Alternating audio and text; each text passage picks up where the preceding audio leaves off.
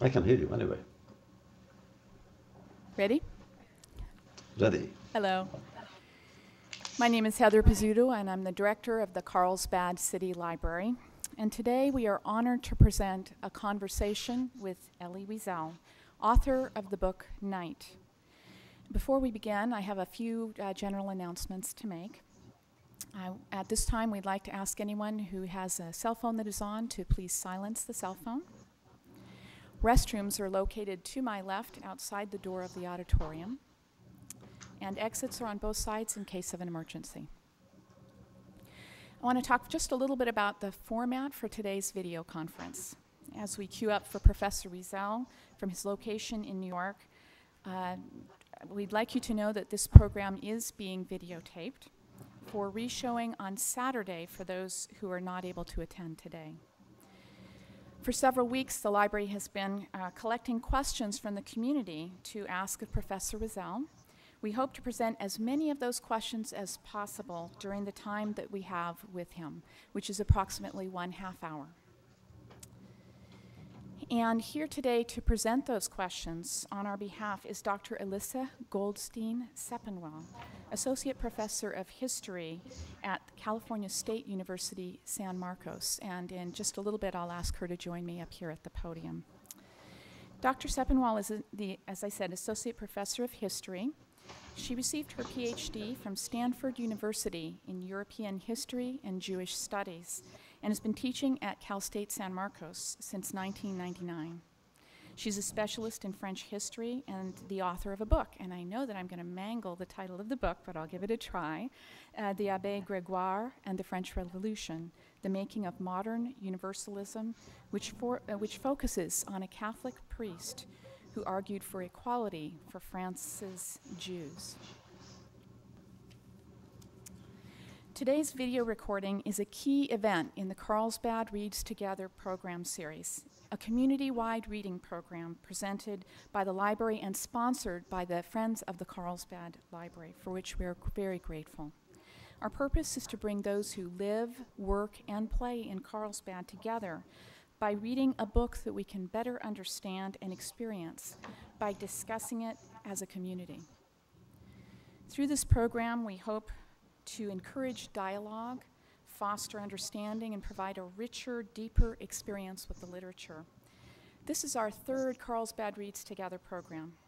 And this year, we have chosen to read the book Night by Elie Wiesel. Book discussions, films, and the exhibition Impossible to Forget in the William D. Cannon Art Gallery have allowed us to explore the themes in Night in a variety of ways, but we've been looking forward with great excitement to today when we can speak with Professor Wiesel directly. Professor Wiesel has worked on behalf of oppressed people much of his adult life. In 1985, his efforts to teach, write, and tell his personal story in the interest of human rights and peace earned him the United States Gold Medal. In 1986, the Medal of Liberty, and also in 1986, the Nobel Peace Prize. He was born in Transylvania, which later became Romania. He was 15 when he and his family were deported to Auschwitz. There he lost his mother and his younger sister, and in Buchenwald, his father died before the liberation of the camp in 1945. And now I'd like to welcome Professor Elie Wiesel into the room via video conference and ask Professor Sepinwall to come forward. Thank you.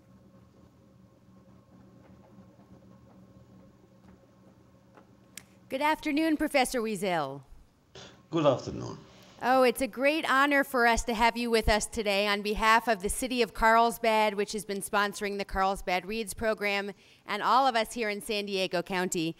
We know this has likely been a very, very busy week for you with the Yom HaShoah commemorations, and we're so grateful to you for speaking with us today. This program has involved lots of discussions with the citizens of Carlsbad, lectures, and we've gathered questions from the citizens, some questions they'd like to ask you about Night. Let me just pull out my folder. Okay. The first question people would like to know about, what is the one major message that you would like people to take away from Night? Well, first of all, of course, that it happened. That generations ago, maybe 4 or 5 generations ago, a civilized nation decided not to be civilized anymore and mobilized all its energies, all its efforts, all its wealth, all its geniuses, simply to destroy a people which is the only people of antiquity to have survived antiquity. And that is the story, the individual story of night. It's something I tell my students also. It's a reminder that even though we think of technology as something that leads to progress, it's a reminder that technology can also be very destructive. Another reader wanted to know, what is the significance of the title of Night and why did you choose it? Well, I wrote it in Yiddish, and in Yiddish the book was called Und die Welt hat geschwiegen, which means and the world was silent. And in truth, when it was brought to my French publisher, Jérôme Lindon of Éditions de Minuit, he didn't like the title, it was too long. So we looked for another one, and that's how we found Night. And I think it is appropriate, because that was a time when night descended upon Europe. Night and its darkness dominated everything that existed.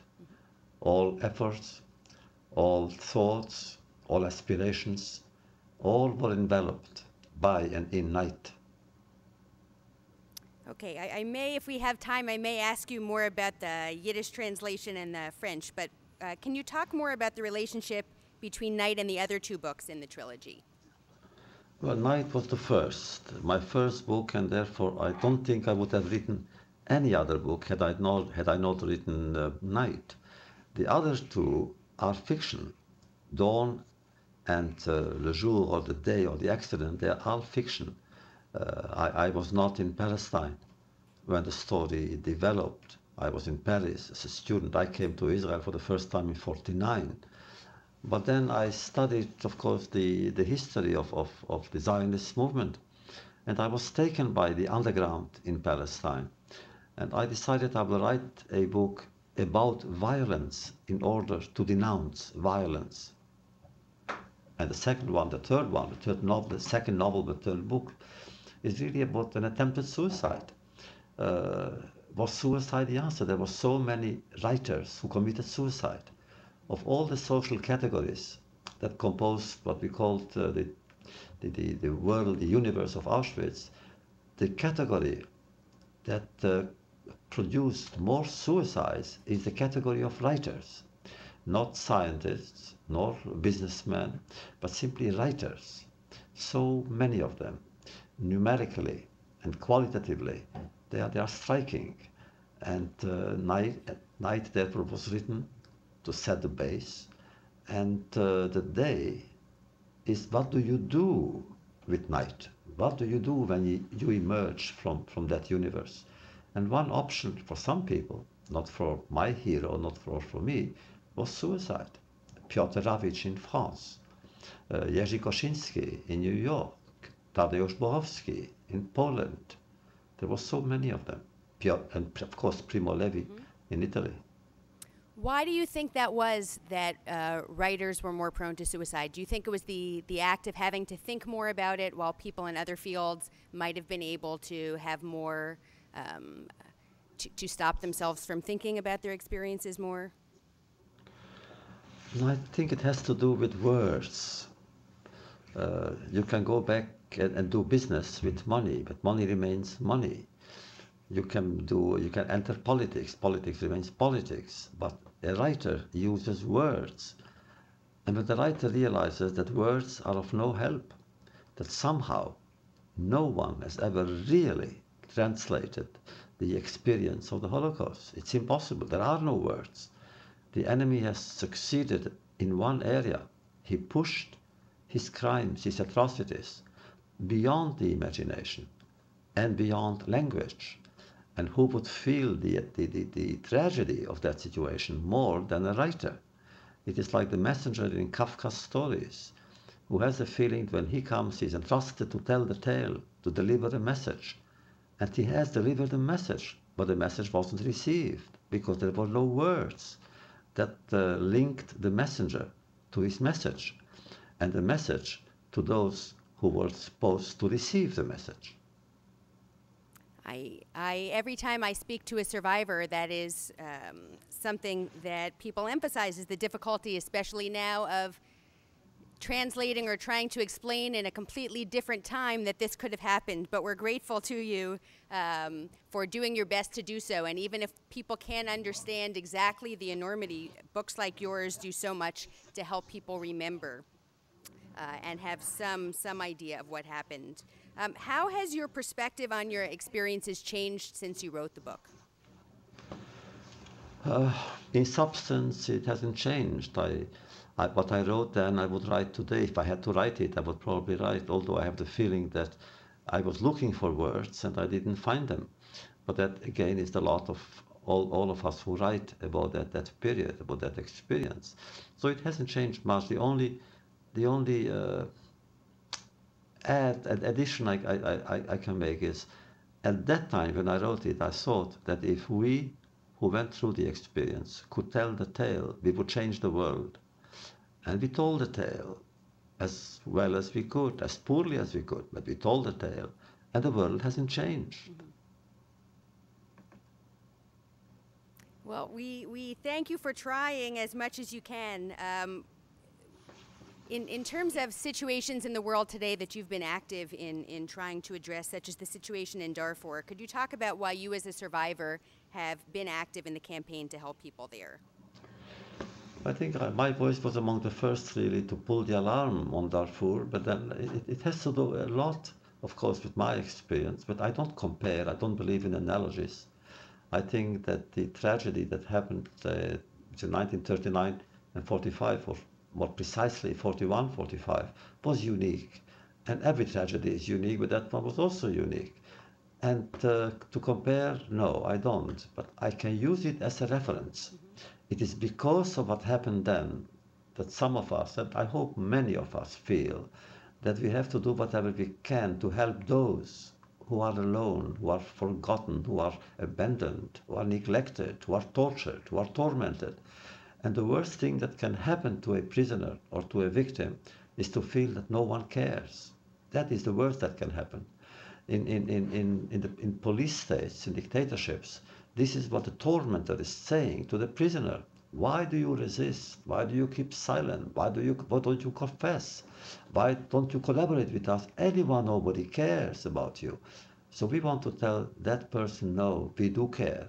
We are, of course, helpless, powerless. We cannot free all the prisoners. We cannot help all the victims. But at least we can raise our voice. Thank you very much. We greatly appreciate your efforts to do so. Often when people are talking about the Holocaust, they talk about universal lessons that people should take from it in terms of not hating others, not having prejudice. But also, as you just mentioned, it's important to also recognize the specificity of the Holocaust and what happened specifically. I occasionally will have students who say, well, why are we learning about these 6 million instead of learning about or spending as much time on the 50 million in the Soviet Union? What do you answer to them? Why is it so important to study the Holocaust, and what are the unique lessons that we get by making sure we remember it? But the first lesson, of course, is to fight indifference. We were victims not only of the killer's intent and the killer's practice, but also we were victims of the indifference of those who knew and didn't stop the killer from killing. I think that luckily we didn't know when we were inside that place that the world knew so much. We saw that all that was done in secrecy, and nobody ever knows, otherwise the world would not have allowed this to happen. And I think had we known, many of us would have known a despair which would have been more painful than any other. Now, why should we learn? If those people who ask you the question wants to study what happened to other minorities or other communities, go ahead. I'm not against that. At one point, they will have to come back, of course, to the Jewish tragedy, because the Jewish people alone was condemned to be exterminated. And no other community was totally, absolutely condemned for being, not for belonging, nor for doing, or for possessing, or for writing, or for thinking, or for believing. A Jew was simply condemned for being Jewish. So ontologically, being became a crime. And that was unique. Now, that doesn't mean that we should not think of the others. My formulation was, yes, the Holocaust was a uniquely Jewish tragedy, but with universal implications and applications. And the way I illustrated this, I said not all victims were Jewish, but all Jews were victims. In terms of thinking about indifference and the tragedy in the Shoah, not only of people who were actual perpetrators, but people who were bystanders and did nothing. Obviously today, when people look back and think about never again, everyone would like to think that they would not just stand by, but often there are things happening in the world and we're not quite sure what to do. So what would you suggest to the people of Carlsbad and people in other places that they can do, not only to promote tolerance, but to help with Darfur or other situations in the world to prevent things like this from happening and from being bystanders? Well, Darfur is an important lesson because it follows Rwanda, actually. And Rwanda was a mark of shame on any conscience, on the American conscience, on the United Nations name. It's a shame, it's a mark of shame, because we could have saved from 600,000 to 800,000 men, women, and children, and we didn't. And we knew everything. Everybody knew that what was coming. And for some reason, the governments and the international organizations were indifferent. They didn't do anything. And therefore now we say, come on, we lost our pride. We lost our innocence almost in Rwanda. And therefore we must mobilize ourselves for Darfur. And by the way, it works. Wherever I go now, people are aware of what Darfur is experiencing, especially young people. In universities where I go, colleges, because that is my world. I'm a teacher. I go around. And the university responds to the tragedy of Darfur with extraordinary compassion and commitment. So things really have changed. Innocence, yes, has to do with, of course, with moral issues, but compassion is certainly a part of it. Do you feel more hopeful then in 2007 than you did when things were happening in Rwanda? There's so many things in the world today that are sad. Do you feel more optimistic now than, say, 20 years ago, or less, in fact? Oh, optimism is a very difficult word. Optimism, how can I have really optimism when so many terrible things are still happening in the world? We know, of course, we know what is happening in so many places, and we don't do enough. In Asia and in Africa, the tragedy of children dying. While we talk for 30 minutes, 30 children will die of disease, of violence, of malnutrition, and of course of indifference, because we could save those children. So why aren't we mobilizing our society and its wealth to save children, one after the other? So I am not so optimistic, but people respond today. There are more human rights organizations today than ever before, ever. And that means something. And who is in charge of these organizations? Young people. I have students. I meet my students in critical areas of the world today. I met one in Sarajevo and others in Asia and in the Cambodian border. They are there. So that is my hope, of course. What do you think that individual citizens can do to support these efforts? First of all, be sensitive to what's happening and also to help, meaning what I tell now students wherever I go, and I would say to citizens of Carlsbad, write petitions, send collective petitions to the White House, to the president, saying, save Darfur, save Darfur. And in the universities, every student should sign a petition. It takes 1 second to sign a petition.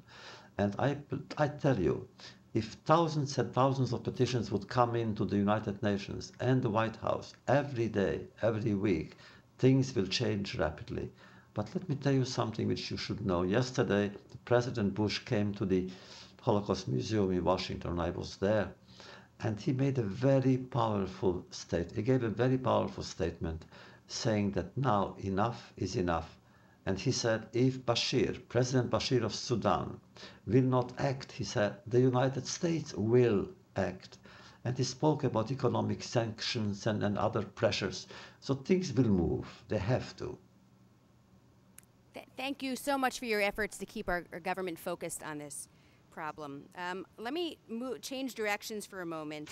Another question from our public here in Carlsbad. Night first came out in the U.S. in 1958, and obviously it was a book that was read. In France it came out in 58. Okay. And in the U.S. it came out in 60. Okay, I was looking this morning. I thought Hill and Wang had a 58 edition, but it must have been an error because only 3 libraries seem to have it. But it was long a classic of Holocaust literature inside and outside of schools, but obviously you recently found a whole new generation of readers through Oprah's book club. So could you talk to us about the experience of having these changing and growing audiences? Well, of course, it's rewarding to know that my first book is doing so well, but my other books are jealous. I have published almost 50 books. None has known the success of Night, and I can imagine in some imaginary world where books live together and they fight for space, for attention, and they're all jealous of Night. So I have somehow to come to the defense of Night, but also to the defense of other books. And anyway, but the main thing is young people read it. It's not new. Somehow every school studies Night. Other faculties read my books on the Bible, on the Talmud, on Hasidism in their classes of philosophy or theology. But Night is being read everywhere, and I get a lot of letters from young people, young high school students, and I'm touched by these letters. I read them, and I answer every one of them. I get at least 100 letters a month, at least, and that is to me important. Well, our audience, of course, would love to ask you questions individually, but they'll be happy to know they can at least send you a letter and be able to hear from you. Listening to you, I'm very happy I have only one book, because then my book doesn't have to be jealous of any others. But for the audience who knows only Night, which of your, I know it's hard to choose from among your children, but which from among your oeuvre would you really recommend that people start with? Anyone. Mm-hmm. Anyone, because look, if I didn't think that what I had to say, I said it in that book, I wouldn't have written it. Mm-hmm. And even if I had written it, I wouldn't have published it. But I wrote like a mosaic, which means if I remove one, the whole body would collapse. And therefore, why and how can I favor one rather than the other? I want that mosaic to remain. And by the way, I know your book about L'Abbé Grégoire because I'm an admirer of L'Abbé Grégoire, in spite of the fact that he said one thing I didn't like, when he said everything for the Jews as individuals, but nothing as a collective group. Well, he must have changed. He would have changed his mind. I hate to disappoint you. Actually, that's Clermont-Tonnerre, but Abbé Grégoire said lots of other things he said some other things that were not so nice also about Jews. But what I think is wonderful about someone like him is that even if he had the prejudices of his time and the prejudices of other people against Jews, that he nevertheless still stood up to other Catholics and said it was important to give them equality. So that's how I made my own peace with him. No, he is a hero of mine too. Mm-hmm. Oh. When next time I speak to him, sometimes we have these imaginary conversations. I'll tell him that, and I'm sure that would be a great honor for him. Tell him wherever he is, tell him to read Night. I'm sure he'll be delighted to do that. I'm sure in the place where he is, there are lots of books and a library around. Another question that we had from a patron was talking about your outlook on life and how it had been shaped by your experiences. So the patron asked, do you agree now, and did you agree in the past with Anne Frank when she wrote, despite everything, I believe that people are really good at heart? Not all people are good at heart. Not all good people are good. No, but I believe that it's possible to teach people to be good. It's possible to inspire people to do the right thing. But at the same time, with the wrong teachers and the wrong theoreticians and the wrong philosophers and with the wrong people in power, they could do terrible things. What are some ways to help inspire people to do good? You've done so much of this in your life, but for people like us, what might we do? Well, first of all, to see the other, the other really, and respect the otherness of the other, which means the difference of the other, the diversity among all of us, which is culture, which is civilization, which is dialogue, of course. And I teach respect. I almost said tolerance. I don't like the word tolerance because it's condescending. I think we should fight intolerance, but fight for respect. I prefer the word respect.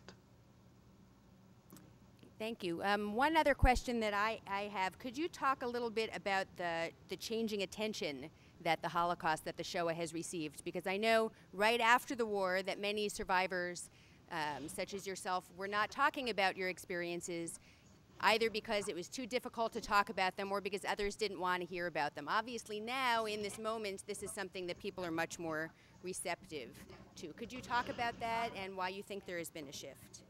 There was a shift. Look, in the beginning, for instance, when Night came out in America, the first printing was 3,000, and it took Hill and Wang 5 years to sell the 3,000. Nobody wanted. I remember rabbis and priests, when they spoke about it in their sermons, they were reprimanded by parents, saying, "Why are you doing this to our children?" They didn't want to hear about it. There were changes in history. The one, I think, was the first one was the Eichmann trial in Jerusalem, when people realized that great events had occurred, tragic events, and we should know about them. Then the 67 war was important too, because at that time, before the Six-Day War ended, people were afraid, at least Jews, and myself included. I lived in New York, I was at the UN correspondent. We were afraid that Israel might lose the war. And then what would happen to Jewish history, to the Jewish people? And then came really the most important thing here in America was when President Carter created a commission, and he entrusted me with the chairmanship of that commission, called the President's Commission on the Holocaust. And we then decided to build a museum.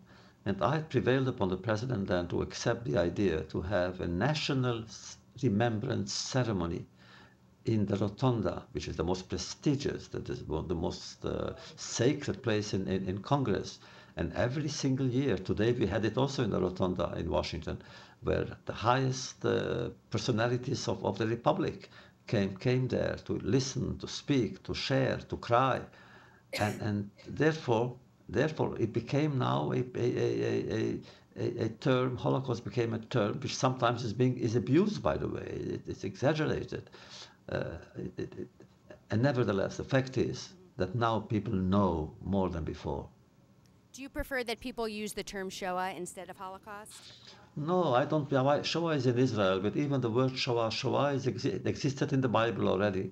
And therefore the word, I think we need a word that hasn't existed before. And although I'm the one who I was among the very first to introduce that term Holocaust into the vocabulary, the modern vocabulary, I am not so proud of it. I don't use it. Often I try not to use it. In Yiddish we called it Churban, which means destruction, but even that is not enough. No words are sufficient. That is the problem. That is the predicament and the challenge that whenever we discuss that period, we stumble on, is we have no words. Here in Carlsbad, next to the library, we have an art exhibit which is showing pictures of the camps 50 years later. I know you have been back a number of times to Auschwitz. Can you talk about your visits back there and how you have felt returning to the camp when everything is tranquil and placid now? Well, it was. I cannot really say much because whenever with one exception, whenever I went in an official capacity representing the president, and therefore I had so many officials there, and I would like to be there and be silent. And only once did it happen. I went with my son and my nephew there. We were silent, to be there and listen to the silence that somehow still remains. Let's say the night of selections in Auschwitz was a night of silence. And I would like to find a spark, an echo of that silence. Do you have plans to go back in the near future? No. I have been there a few times. I have written about it. And I've written, no, I don't think the last time was with Oprah. I went with Oprah, and it was an experience. It was a good moment because she was so respectful of the place, and it wasn't a show. It wasn't a take one, take two, nothing at all. It was absolutely honest. Every word that we said was honest. Could you talk about your experiences also right after the war ended and also returning home? And that will be, I think, the last question because I have to leave. Okay. I'll tell you. After the war in Buchenwald was liberated on April 11, 1945. And then the American army that liberated us, and I'm grateful to the American army for that. I will remain grateful all my life. And they said, where do you want to go? And many of us didn't want to go back home because I knew my father died, my mother died, my little sister. I didn't find my older sisters' names in the lists of the survivors. So we decided anywhere. We all said actually Palestine. But Palestine was then under a British mandate and they refused to take us in. So we were offered a kind of asylum in France. And that's how we came to France. There was an organization and I went through 4 orphanages in France. And that's when I learned how to laugh again, how to sing again, how to cry again. And especially, I was a choir director, so I fell in love with every beautiful girl in the choir. Simply, not because I wanted to be loved, because I wanted to know that I'm capable of love. Thank you so much, Professor Wiesel, for a really extraordinary conversation. It's been an honor to have you with us today. I thank you very, very much to all of you. And I will reread your book on l'Abbé Grégoire. Very nice to meet you. Thank you so much. Bye-bye. Thank you. Okay, we can... We'd now like, that was really an extraordinary conversation. We'd like to open the floor now for comments from you about your reactions and your thoughts. I just ask people to be, so that we can hear from as many people as possible, to keep their comments brief. We have microphones going around the audience.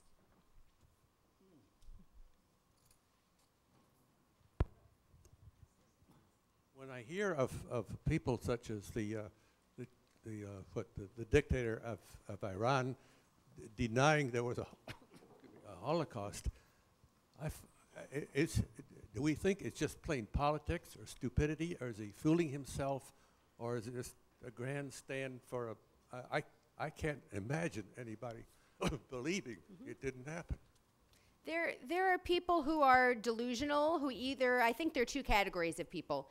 People who don't want to believe that it happened because it just seems so unfathomable, and then other people who know very well that it happened, but they want other people not to believe it. Because of course, the more you learn about something like this and the more that you know it happened, the more you realize you have to try to prevent something like this from happening again. And even small manifestations of prejudice or hatred, you see what direction they can go in. So sometimes I think people like the president of Iran are trying to not necessarily make it happen immediately, but create a climate in which things like this are not unfathomable that they'd happen again.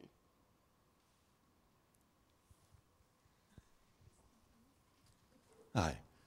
I just have a statement. It's not a question, but I went through the exhibit and was looking at all the pictures of the camps, and I happened to have been with the U.S. Army 10 years after the war in 1955, and I was stationed not too far from Munich.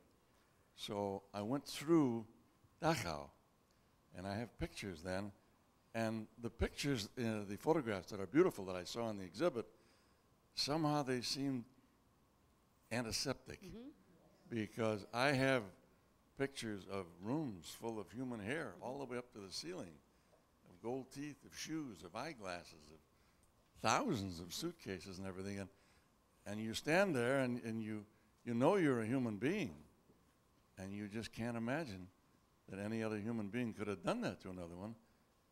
But now that's 1955. This is later, and I just hope that the people really realize it's difficult. It's difficult. just looking at the pictures. Thank you so much for reminding us of that, because I went through the exhibit and I found it, I think it's a very good exhibit, but it's an artist giving one vision of the camps. And when I read the opening statement, it seemed he was talking about the kind of incongruity between places that seem beautiful and quiet, and then you realize what you're looking at is the crematorium chimney, or you're looking at canisters of Zyklon B. So he chose not to photograph those things, but the piles of shoes and of hair and all of those things, we still have that documentation, and it's important that we look at photographs of those things also. Thank you. Other comments? Well, the microphone will just come over.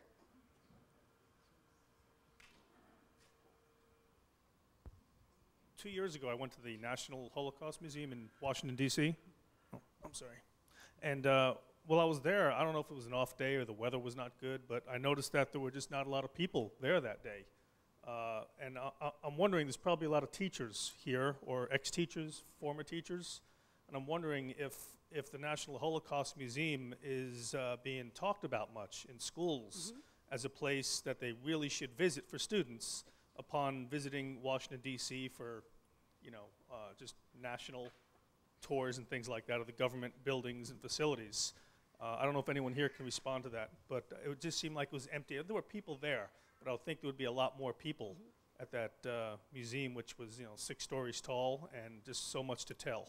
We have some hands in the audience. While the microphone's going back, I'll just say quickly that I have students tell me all the time that they've been to the Holocaust Museum or that they've gone up to the Simon Wiesenthal Center. And I don't know attendance figures, but I think it's definitely become, for many people, something that they expect to do when they're in Washington. We were in the Holocaust Museum last month, and I was very impressed by the crowds. It was very crowded, and I was very impressed by the various ethnic groups that were going through it, which I thought was a real positive. Because, of course, this is a lesson that's not relevant only to Jews. I believe it was Reinhold Niebuhr who said during the Holocaust, when they came for the Jews, he wrote, "I didn't say anything because I wasn't Jewish." And then they came for the gypsies, and I didn't say anything because I wasn't a gypsy. And then they came for the homosexuals, and I didn't say anything because I wasn't homosexual. By the time they came for me, there was no one left to say anything. So it's an important human story. It's not, we've seen genocides to other people, such as the Armenians, but it's a very important story to tell.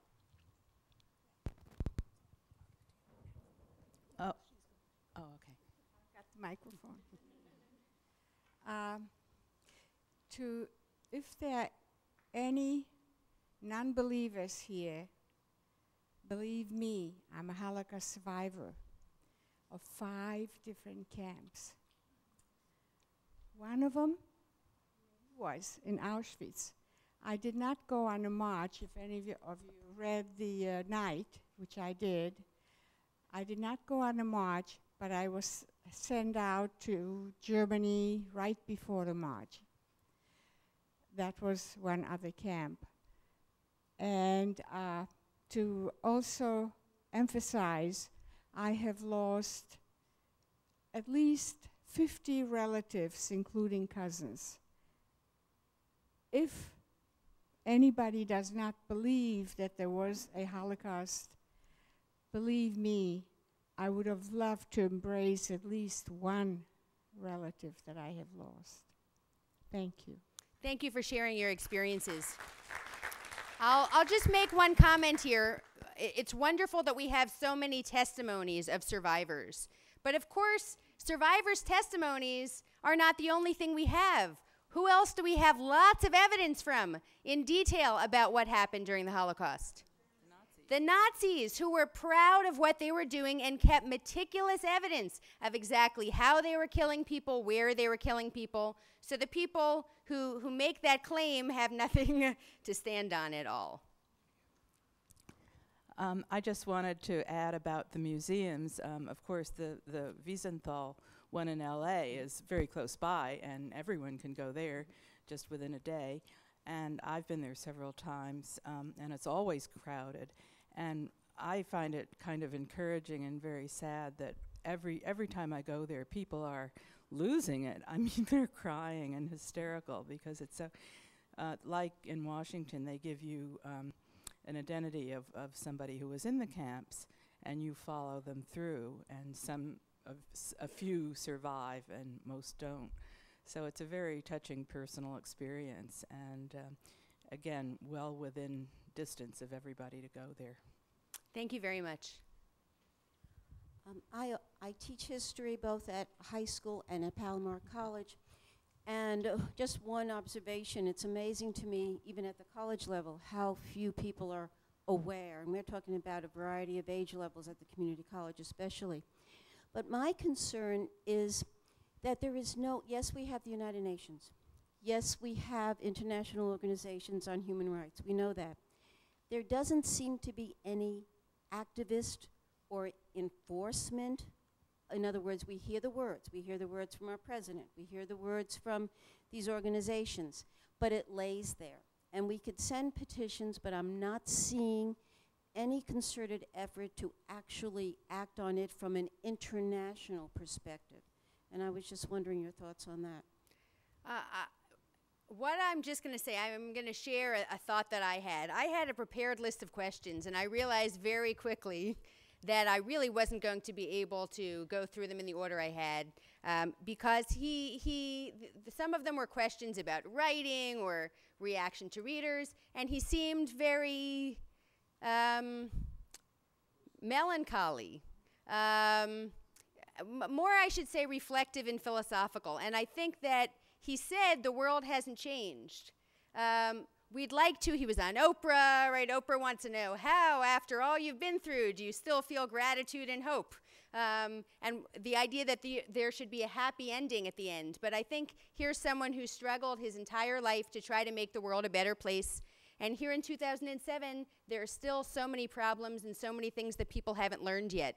And that it shouldn't have surprised me, but it both touched me and shook me up a little. But I really appreciated his honesty and his really speaking from the heart with us.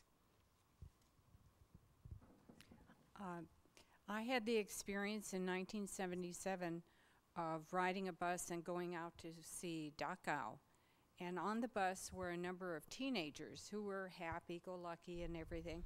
And I really was a little shocked because I thought, how are they going to behave as we go to Dachau? Will they be respectful? And wonderfully, to my surprise, they were very, very respectful. And the idea that I came away with, and the thing that shocked me the most, was how everything was precisely lined up. All the banks of the beds were double and triple layer. They were precisely in line. All the wood was lined up. All the mats were in line.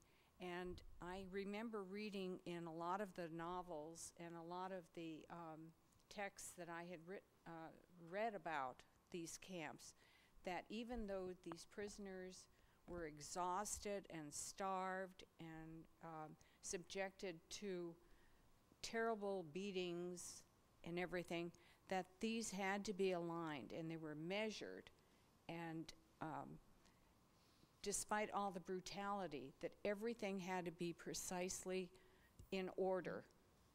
And that was the most shocking thing to me. That was why it was so surprising to Jews, and Jews couldn't believe in the 30s that this was going to happen, because the Germans were such a civilized people with such a fondness for order. How could they, be doing these things that escaped people were coming back from the camps and saying they were doing, which is just one of the things that made it so tragic and so unfathomable.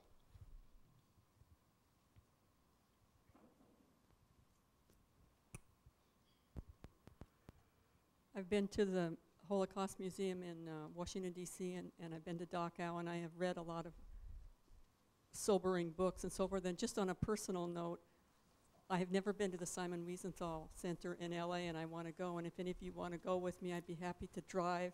I'd be happy to organize something, so see me down here in this corner afterwards, and we can prolong this wonderful community spirit.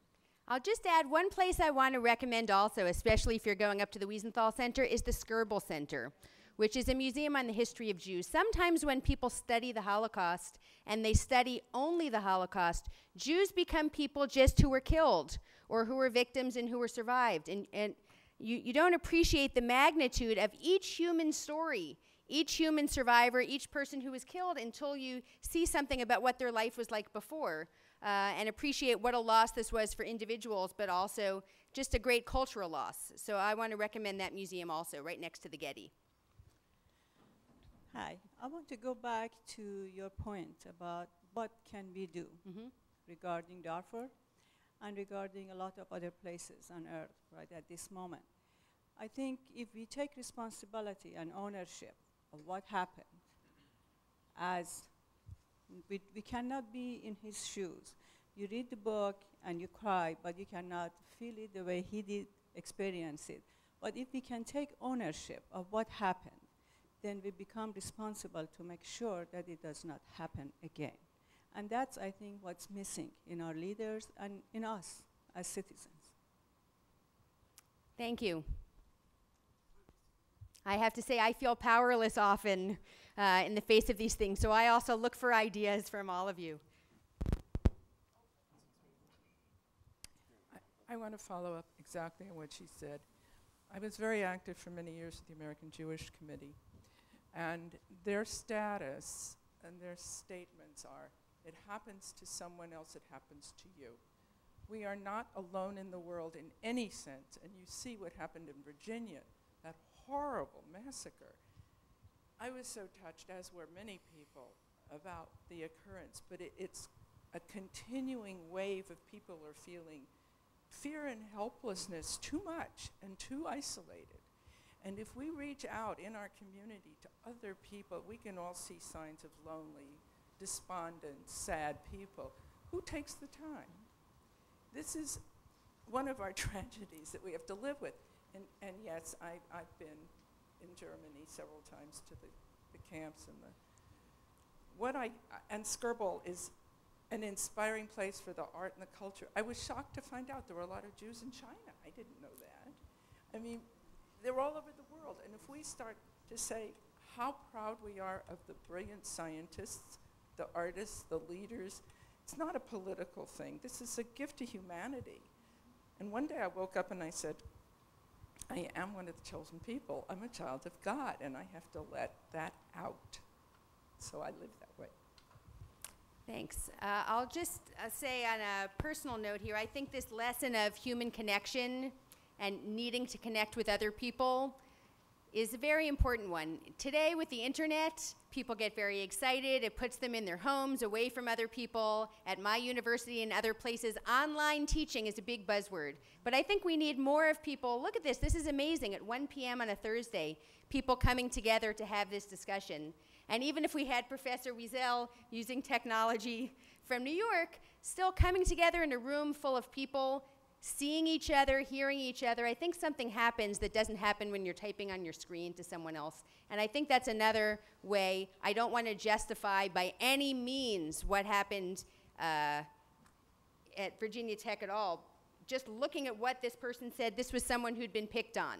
And that does not justify murdering other people. But it would still be a nice thing if we could have a society in which that didn't happen to children, that they weren't beat up and taunted by others for being different.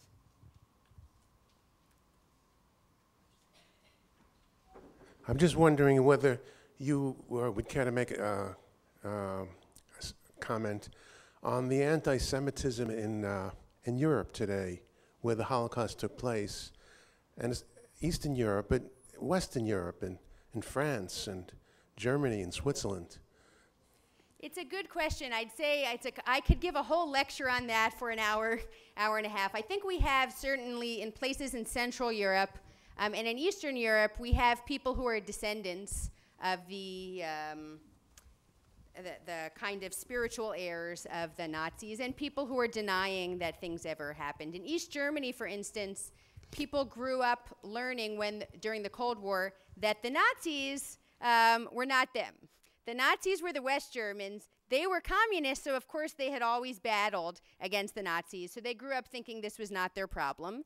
And then all of a sudden, after the fall of the wall, there were a lot of people who said, hey, we're not communist anymore, so what are we? And you had this generation which kind of embraced Hitler and all of the symbolism from the past as a way of showing that they were different from previous generations. I think that's very sad.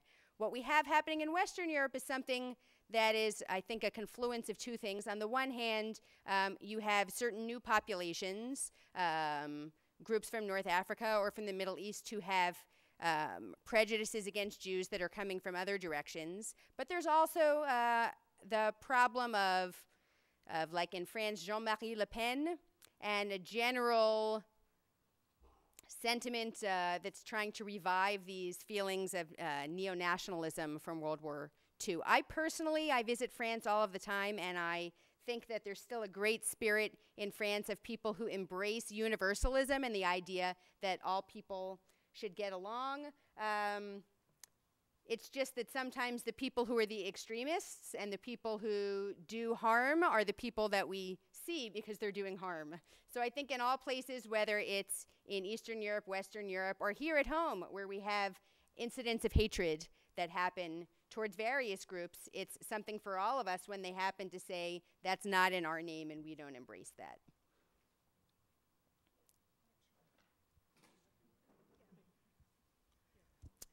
I have a question, and perhaps you and the history teacher can answer for me. A few years ago, the PBS had a program on the New York Times, and they focused on the lack of coverage of what was going on in the Holocaust. Why do you feel the New York Times just had like little tiny 2-inch articles in the back for years until it became on the front page?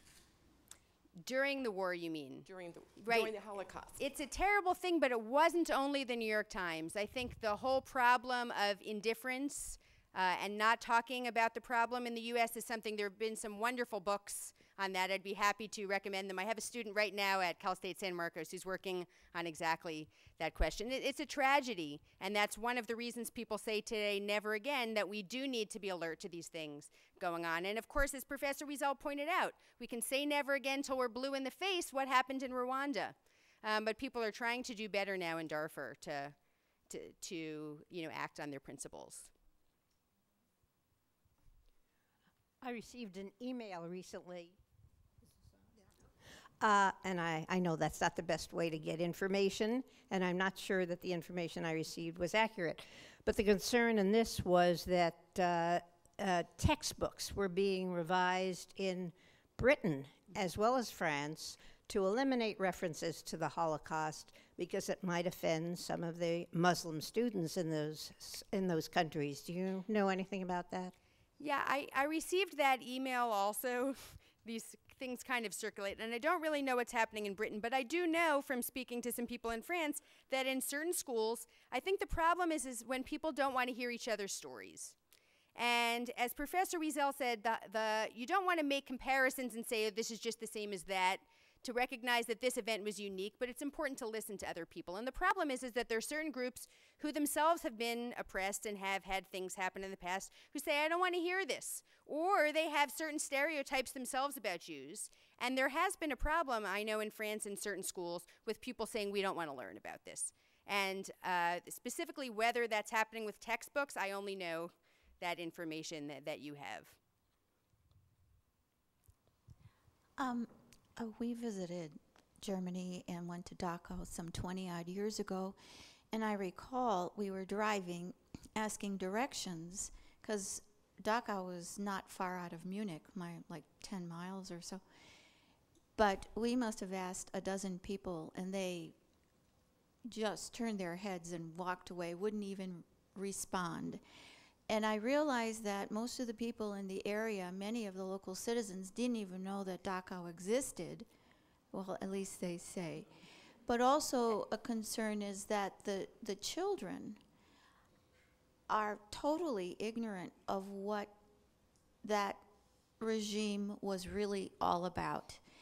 Those young people don't have a clue of what Holocaust is, and to them it's all made up in Germany. And I don't know what today, it's 20 years later, And I certainly know that our children are being more aware. My daughter here had an assignment to read. The book she's a sophomore in high school, and she's here today to learn more.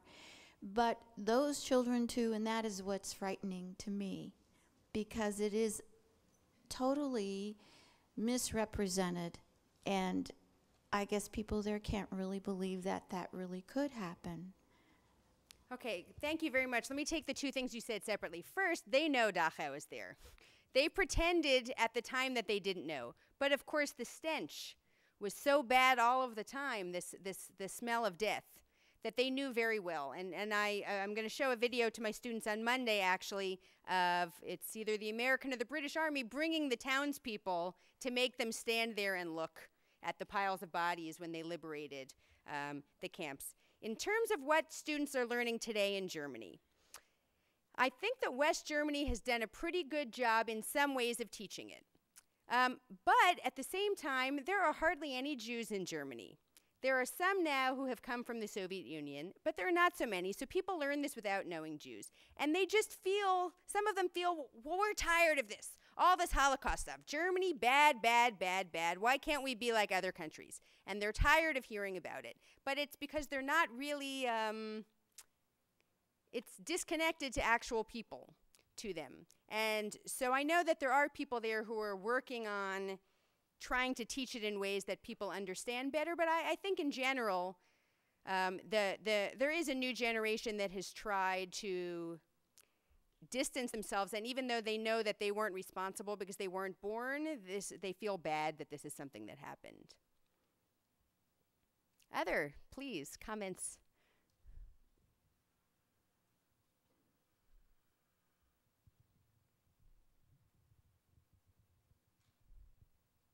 I just had a comment about what you're saying about not speaking up.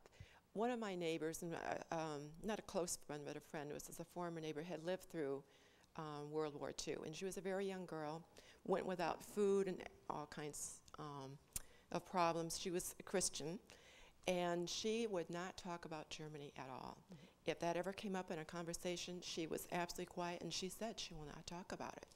So I don't know what effect it had on her, but she really kept silent because it was just too, almost like a deep secret for her. So I think maybe that was maybe continuing when other people have gone to Germany and experienced that. And the survivors, it was very hard for them to talk about it for a long time also. I found that most people in Germany are ashamed of what happened. But the second thing I wanted to say is that I think everyone should see the documentary Paper Clips. It is.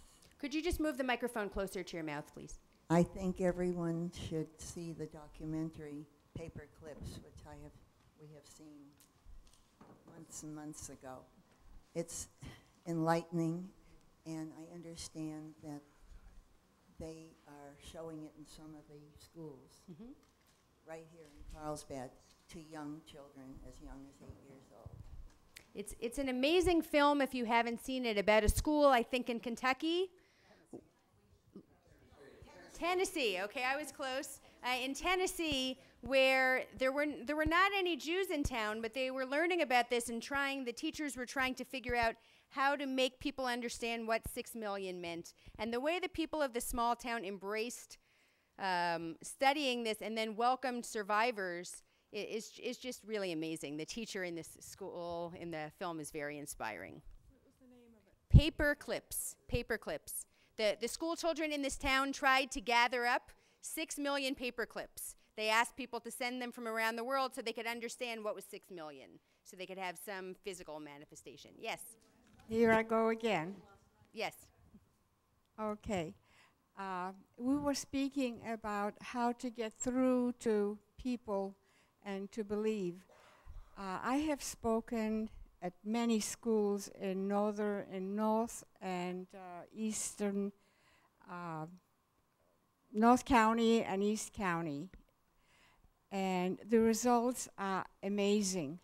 The children are very responsive, especially middle schools, high schools, colleges, universities.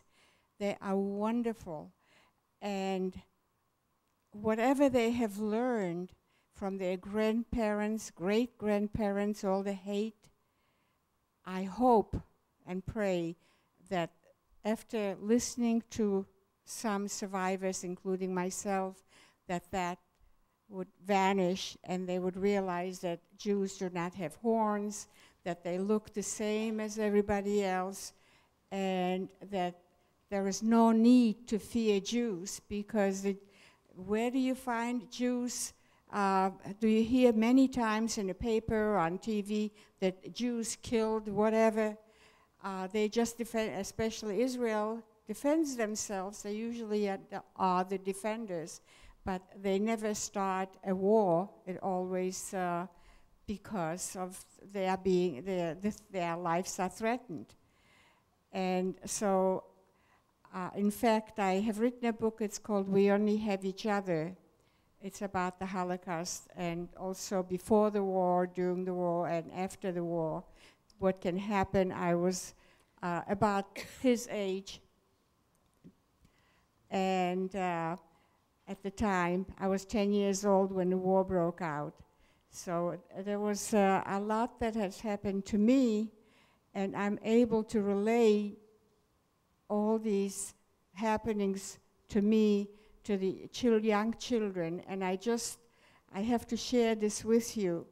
This was last Monday.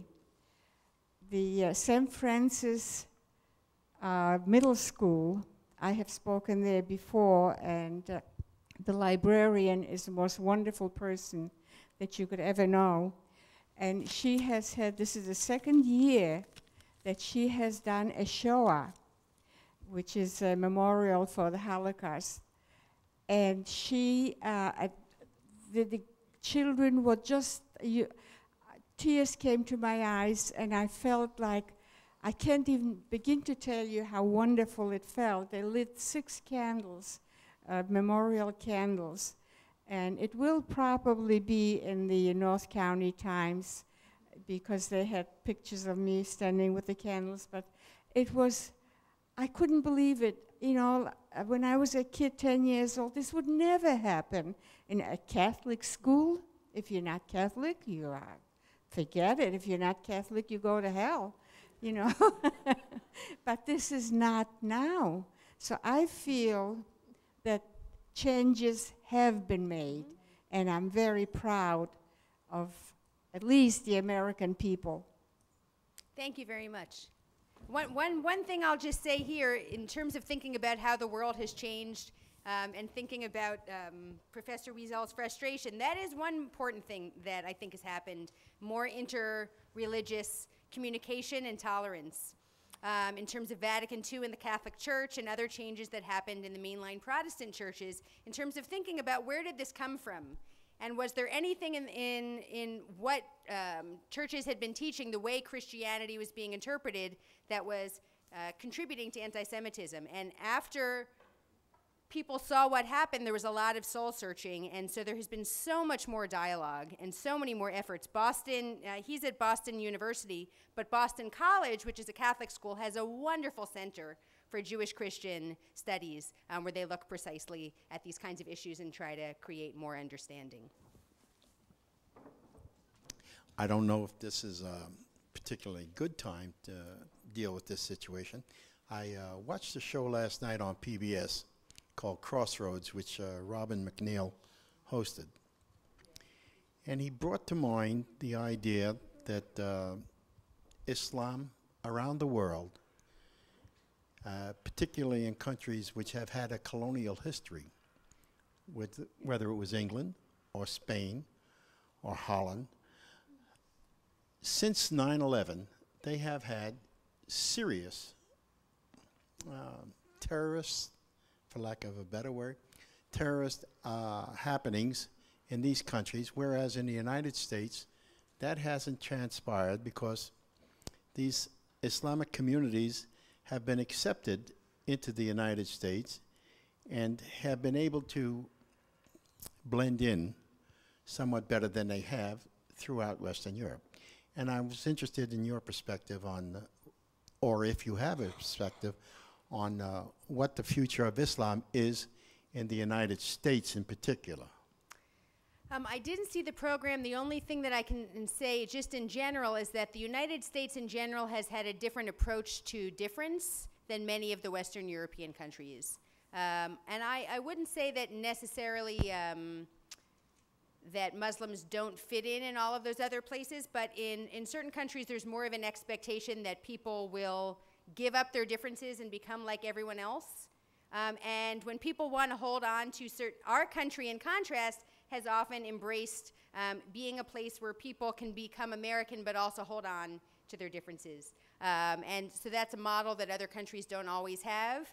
And I personally, this is my own view, think that we need to figure out ways in the world for people to be able to feel connected to each other while not having to give up the things about them that make them special. And it's not an easy thing to figure out how to balance connectedness and diversity. So that's a challenge for us everywhere, I think.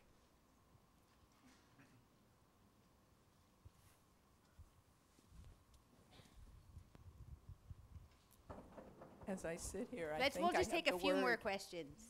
I think I came up with the word that he was saying there should be a different word.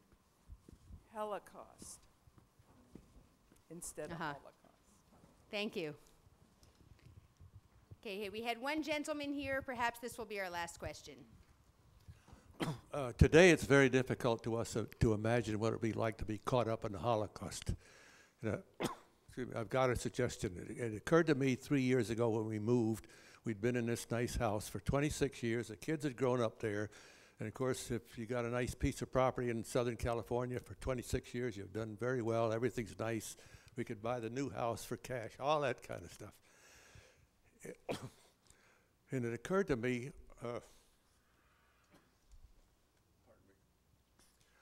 what if it was 60 years ago and soldiers with rifles showed up and said, "Hey, scum, pack up, you're going in a truck. The next time you move, think of that." Thank you. Okay. Yes. I'm going to turn things back over to Heather Pizzuto, the library director, but I want to thank you so much for your wonderful comments and your questions. I think this was a very special experience, and it was my honor to be part of it. And Professor Sepinwall, thank you so very much for leading us in this dialogue. I think that you were so able to articulate the thoughts and the questions of our community to Professor Wiesel, and we do thank you for your expertise and for making that connection for us.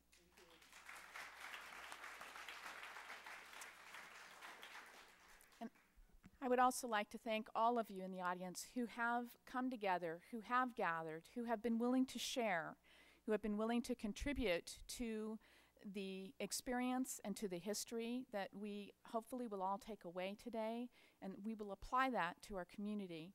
And as we read our next book together, I hope that you will help the Carlsbad City Library choose an equally powerful book, an equally influential story to talk about.